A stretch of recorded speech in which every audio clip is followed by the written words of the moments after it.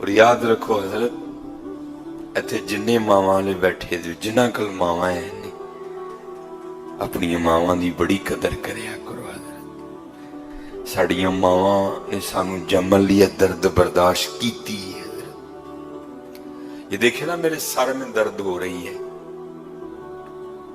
میں پیناڈول کھا لوں گا آرام آ جائے گا. میرے پیٹ میں درد ہو رہی ہے، میں اس کی کوئی میڈیسن لے لوں گا آرام آ جائے گا. لیکن حضرت یہ وہ درد ہے، ہوگی تو بچے کی ولادت ہوگی، وہ اس کی کوئی دوائی نہیں کھا سکتی حضرت. اور لکھا ہے کتابوں میں دنیا کی سب سے سخت ترین جو درد ہے وہ درد ذہ ہے حضرت، جو ماں بچے کو جنتے وقت برداشت کرتی ہے حضرت. ہم سب کی ماں نے برداشت کی ہے حضرت، اور ہم اس کا بدلہ نہیں دے سکتے.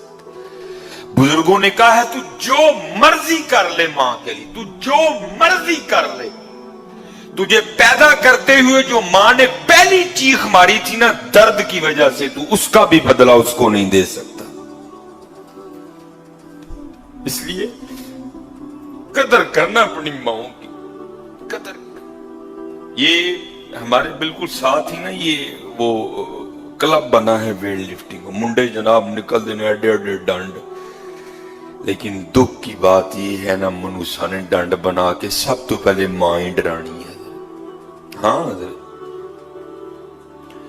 اور بارہا مرتبہ کہا ہے، آج پھر کہوں گا، بدبخت ہے بدبخت ہے بدبخت ہے وہ جس سے اس کے ماں باپ ڈرتے ہیں حضرت. نہیں حضرت، آج بھی اپنے ماں باپ کے سامنے اسی طرح رویہ رکھو، ان کو اتنی دلیری دو کہ جس طرح بچپن میں ابے کو چنڈ مارتے ہوئے ڈر نہیں نہ لگتا تھا، اس کو تھا یہ چھوٹا ہے اس نے آگے سے کیا کرنا ہے، تو جواب ہی ہو جائے اس کو اتنی دلیری ہو، میں آج بھی اس کو تھپڑ ماروں گا یہ آگے سے نہیں بولے گا. لیکن حضرت آج آپ جس مرضی ابے کو کھڑا کر کے پوچھ لیں وہ آپ کو ایک ہی جواب دے، نہیں نہیں پتر مونڈیاں دے برابر ہو جائے نا پھر انہوں ککھ نہیں کہی دا، پتر مونڈیاں دی گل کوئی نہیں.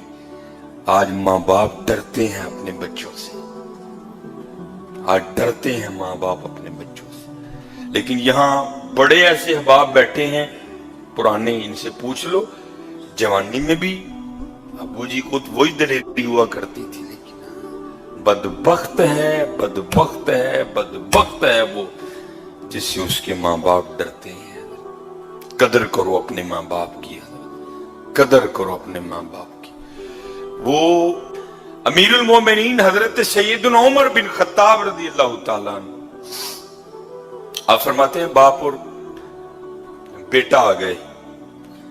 باپ اور بیٹا شکلیں ملتی ہیں حضرت، تھوڑی زیادہ درمیانی ملتی ہیں سب کی حضرت، لیکن وہاں بلا کی مشابہت تھی، بلا کی مشابہت. امیر المومنین حضرت سیدنا عمر بن خطاب رضی اللہ تعالیٰ عنہ بھی حیران ہو گئے. آپ نے فرمایا میں نے بڑے باپ اور بیٹا دیکھے ہیں لیکن جتنی تم دونوں کی شکل ملتی ہے میں نے کبھی کوئی باپ اور بیٹا نہیں دیکھے ایسے. وہ بندہ عرض کردہ حضور اگر آپ اس بچے کا واقعہ سنیں گے نا جو گزری ہے اس کے ساتھ تو امیر المومنین آپ کی حیرانگی میں اور اضافہ ہوگا. امیر المومنین رضی اللہ تعالیٰ نے کہا سنا. عرض کردہ حضور میں ایک تاجر ہوں، ماشاءاللہ بڑے یہاں تاجر احباب بیٹھے ہیں، اب تو تجارت بڑی آسان ہو گئی، مال بناؤ ڈبوں میں ڈالو نمبرنگ کرو کارگو والے نو ویل دے کے ویلے ہو کے رام نال سو جاؤ. لیکن پہلے کیا تھا، پہلے خود ہی سفر کرنا پڑتا تھا، کہیں کہیں ماہ کا سفر کرنا پڑتا تھا اور پھر اپنا مال تجارت لے کر، جیسے نبی علیہ السلام نے بھی سفر کیا شام کی طرف تجارت کا مال لے کر اپنے بچپن میں، پھر جوانی میں بھی نبی علیہ السلام حضرت خدیجہ رضی اللہ تعالیٰ عنہ کا مال لے کر پھر شام گئے. تو اب بڑا آسان ہو گیا نا. عرض کردہ حضرت یہ جب بچہ جب دنیا میں آنے والا تھا نا، دنیا میں نہیں آیا تھا، بھی ماں کے پیٹ میں تھا، تو تجارت کا مال تھا، سیزن تھا، مجبوراً مجھے نکلنا پڑ گیا. मेरी पहली औलाद थी, घर में कोई बड़ा नहीं था, मैं मेरी बीवी।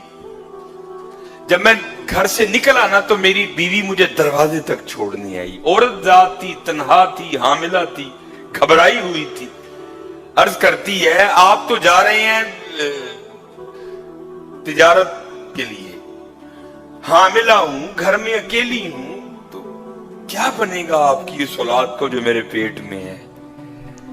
तो अर्ज करता अमीरुल मोमिनीन, मैंने दरवाजे पे खड़े होकर ना अपनी बीवी को ये जुमले बोले। मैंने कहा तू ना घबरा, मैं दुनिया में आने वाली अपनी इस औलाद को हवाले करके जा रहा हूं अल्लाह के। किसके हवाले? मैंने भाई वोट तो नहीं मांगा आपसे, शायद वोट मांगा होता हो तो आवाज इससे बुलंद होती। किसके हवाले करके जा रहा हूं? आए अल्लाह के, आए अल्लाह के। अर्ज करता अमीरुल मोमिनीन, मैं चला गया। 6-7 माह बाद वापसी हुई। अब जाहिर है मुझे पक्का था विलादत हो गई होगी, या बेटा हुआ होगा या बेटी हुई होगी। अब अंदर एक अलहदा ही कैफियत है, बेटा होगा ये नाम रखूंगा, बेटी होगी ये नाम रखूंगा, इस तरह उठाऊंगा, ये करूंगा, वो करूंगा, ये करूंगा, इस तरह करूंगा, उस तरह करूंगा। घर आ गया।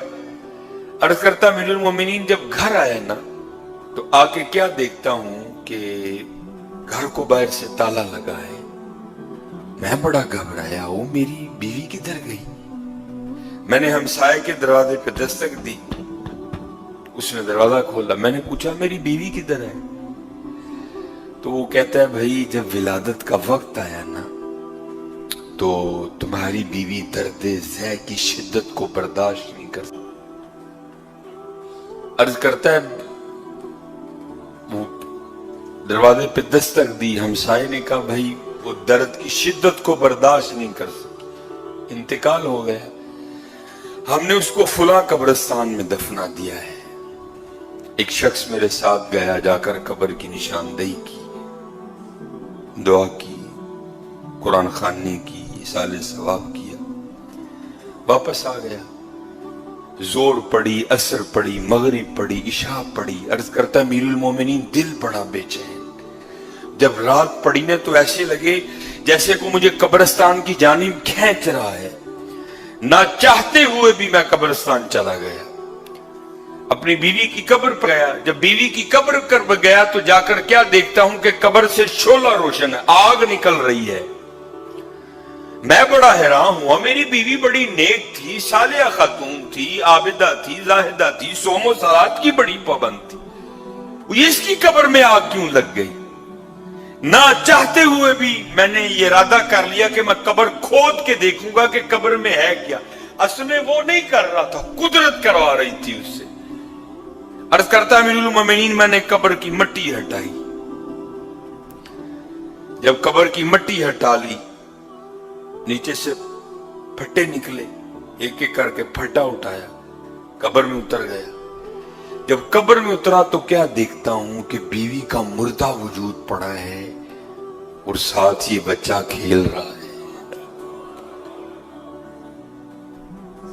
मैं बड़ा हैरान हुआ, ओ भाई ये क्या राज है, ये मुर्दा पड़ी है, साथ बच्चा खेल रहा है, ये कौन बच्चा है, ये किसका बच्चा है, और ये कब्र में तन्हा किस तरह जिंदा है, ये क्या रंग है।